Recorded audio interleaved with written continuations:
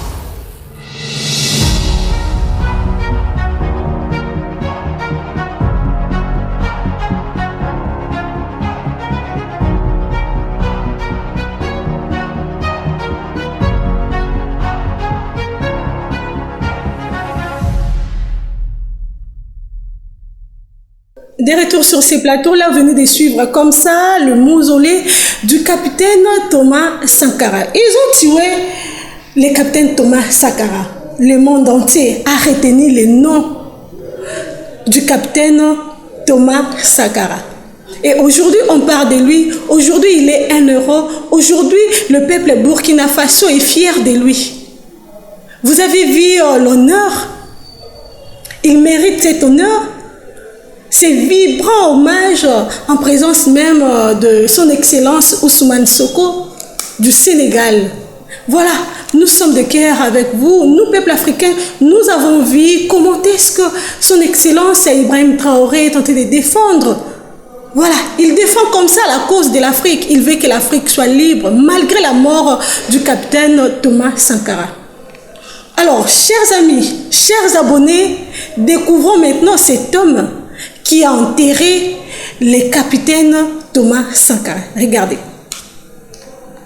Je suis Bagassi Koura, je suis à Ouagadougou en ce moment et à l'occasion de la 28e commémoration de l'assassinat du capitaine Thomas Sankara le 15 octobre 1987, je suis venu rencontrer un monsieur, Yamba Malik Savadogo, par des concours de circonstances. Il s'est retrouvé le 15 octobre 1987, le soir du 15 octobre, donc, au cimetière de Dagnoin, en train d'enterrer Thomas Sankara et ses 12 compagnons. Et donc cet échange va porter sur ce qui s'est passé cette nuit-là. Le 15 octobre 1987, je crois que c'est vers 19h, qu'il y a eu des coups de feu au Conseil de l'Entente. Comment est-ce que vous qui n'étiez pas politicien, vous n'étiez pas militaire à l'époque, comment vous vous êtes retrouvé au cœur de ce système-là, la nuit, en train de vous retrouver entre des putschistes? Oui, le coup de feu, c'est vers 16h. C'est vers 16h. J'étais au palais de justice parce que j'étais un détenu. Et je partais au niveau du palais de justice pour récupérer les dossiers de jugement le matin. Donc le soir, j'étais donc au palais et vers 16h, j'ai entendu effectivement ces coups de feu. Donc je me suis débrouillé comme les autres parce que c'était la débandade pour rejoindre ma base qui était donc la prison. Et dans les environs de 19h-20h, le chef de poste m'a interpellé pour dire que le régisseur, qui était certainement au Conseil de l'Entente, souhaiterait qu'on lui prépare 20 corvéables, 20 détenus pour une corvée. Est-ce que vous saviez ce qui se passait? Non, je ne savais pas, mais il faut se dire que on a senti qu'il y avait quelque chose quand même qui se tramait. il y avait quelque chose qui s'est passé. Mais qu'est-ce qu'un détenu peut apporter à son temps? J'avoue que je ne savais pas. Je ne savais pas. Et donc, arrivé au cimetière de Dagnoin, qu'est-ce qui s'est passé? Oui, arrivé au cimetière de Dagnoin, le régisseur nous a demandé de creuser. Dans un premier temps, j'ai compris qu'il voulait qu'on fasse une fosse commune. Et j'ai posé la question par 2 fois. Si ce n'était pas possible qu'on puisse faire des tombes individuelles. Alors, il s'est fâché en un premier temps avant de se ressaisir et il a accordé. Il a dit, bon, pas de problème, faites comme vous voulez. J'avoue que c'est lorsque le corps de Thomas est arrivé que beaucoup de personnes ont su que Thomas faisait partie des morts.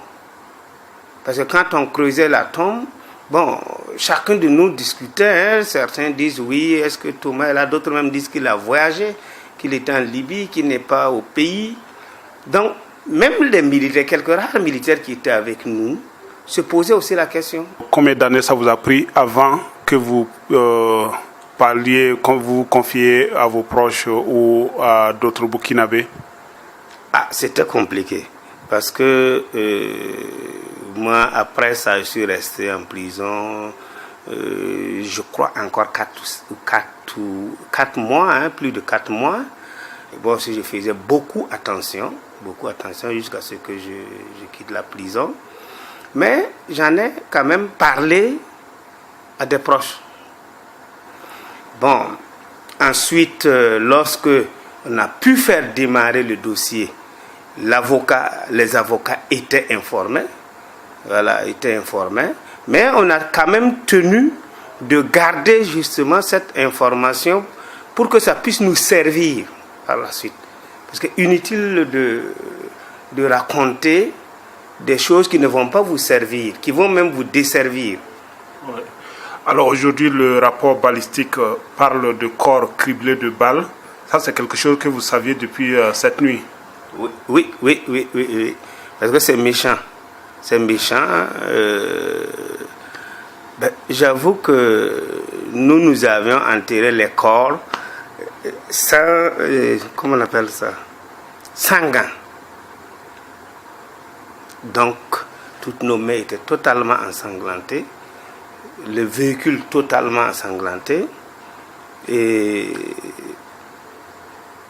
c'est-à-dire l'ampleur, quand vous voyez comment les gens ont été criblés comme les animaux, c'est vilain. C'est vilain. Bon, mais comme je l'ai dit, ils étaient tous identifiables.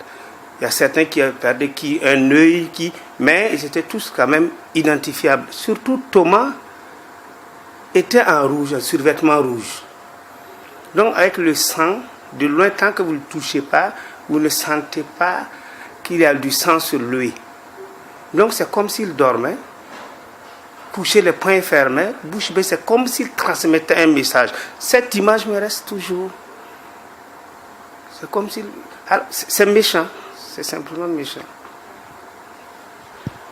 Est-ce que c'est une fierté d'avoir enterré un grand homme ou est-ce que ça vous fait mal d'avoir contribué à l'œuvre de ceux qui l'ont abattu? Non, il y a 2 lectures ici. Ça me fait mal parce que quand je parle de ça, jusqu'à présent, hein, j'ai des difficultés. Et peut-être que vous-même, vous sentez. Je me prépare, c'est vrai, mais j'ai des difficultés. Mais la première lecture est que j'ai l'impression que Thomas n'est pas un homme comme les autres. Parce que à sa mort, il y a eu un témoin, Alouna Traoré. Il était là-bas. Alors, à son enterrement, il y a un témoin. Voilà, que je suis. Parce que quand je revisite cette histoire, je me demande pourquoi je me suis retrouvé là-bas. Parce que j'étais pas obligé d'aller à cette corvée. D'ailleurs, j'avais dit à mon co-détenu de trouver 20 corvéables. C'est par la suite que je me suis dit, mais non, il ne faut pas envoyer les enfants la nuit tout seuls. Donc, je vais les accompagner. Donc pour cela, je pense que c'est Thomas qui a voulu un témoin, bon, qui puisse quand même retracer la mort atroce qu'il a subie. Ça, je crois. Bon, la deuxième lecture, c'est que souvent je me demande pourquoi moi, parce que ça me fait mal. Quand je regarde, ça me fait mal et je me demande comment et quand est-ce que je pourrais comment on appelle, vider ça. Parce que dès lors que j'ai commencé à parler, dès lors que j'ai pu déposer devant le juge, et dès lors que j'ai commencé à parler, à un moment donné, je sentais que, bon, ça va, je me dégageais, mais malgré tout, ça ne va toujours pas. Ça ne va toujours pas. Donc c'est vraiment un choc que je subis, je ressens. Longue vie à ces messieurs qui avaient enterré le capitaine Thomas Sankara. Oui, ça fait mal, comme je l'ai dit. Vous deviez retenir quelque chose. Ils ont tué Thomas Sankara, mais aujourd'hui, il y a